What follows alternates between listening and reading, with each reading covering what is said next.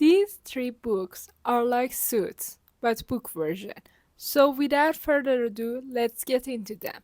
Hi, my name is Nazanin, and welcome back to my channel.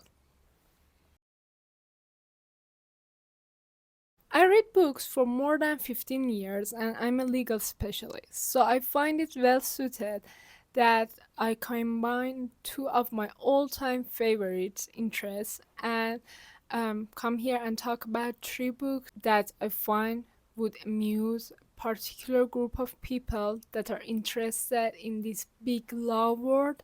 So come along with me. The first book is Behind the Adlia's Desk, and Adliya is basically an old term for courts, and as the name suggests, it's written by a judge. In the country I currently live in, for criminal procedures, there are three steps. First step is investigation. Second step is hearing, and third step is where you can object the verdict.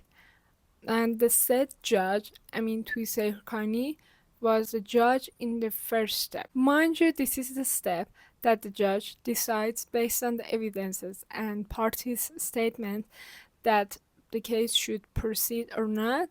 So you can guess there are lots of wild stories in this memoir, and the author loves to mix everyday struggles with wit and humor.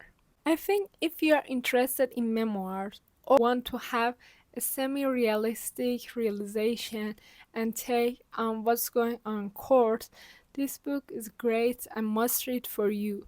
Gladly, however exaggerated, Behind the Adlia's Desk is a book that doesn't deal with lots of legal jargon, so anyone with any background, even without a legal background, can enjoy this book. That's actually what inspires this book.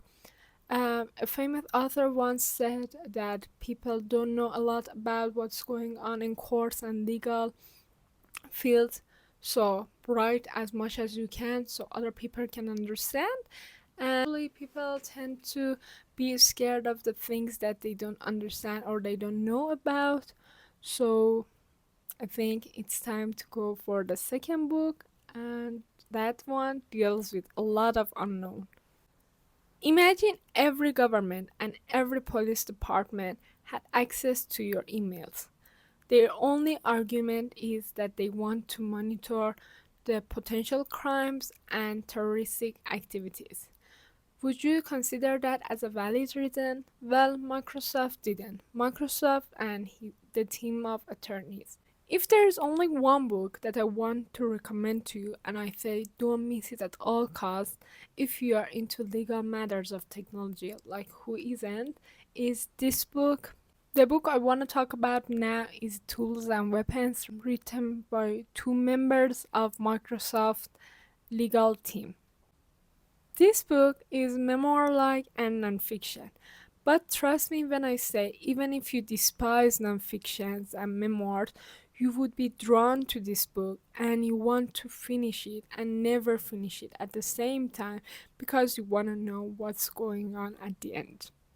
If you still go undecisive between reading this book or not, I want to remind you that by giving a shot to this book, you are going to read the work of two legal members of Microsoft team that had a lot to do with technologies and regulations around those technologies that we deal with it right now.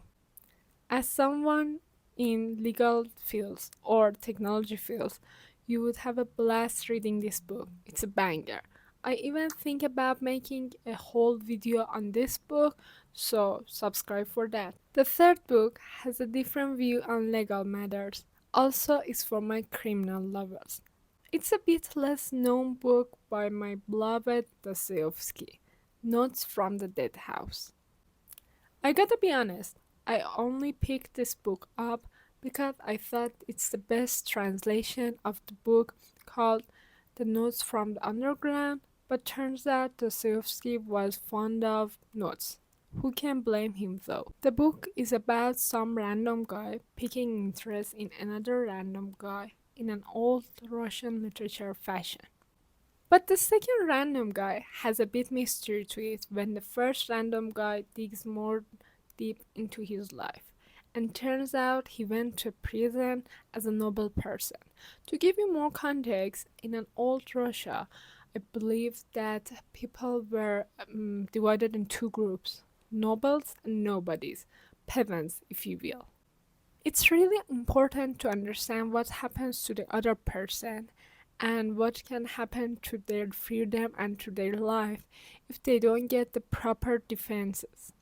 And also, it's very important if you want to go in criminology or those types of fields that you understand what's happened to the person in the prison, because that's a vague part. Maybe people in legal field or in the outside of the legal fields don't understand until they felt it. And I think that Dostoevsky is a great person to write about those types of things because he spent some of his life in prison, unfortunately. Do you like memoirs? What's your favorite memoir? I'm getting more and more into memoirs because of hidden gems they are. So comment your favorite below. And which book will you read out of these three books I recommend today? I'm really curious about that.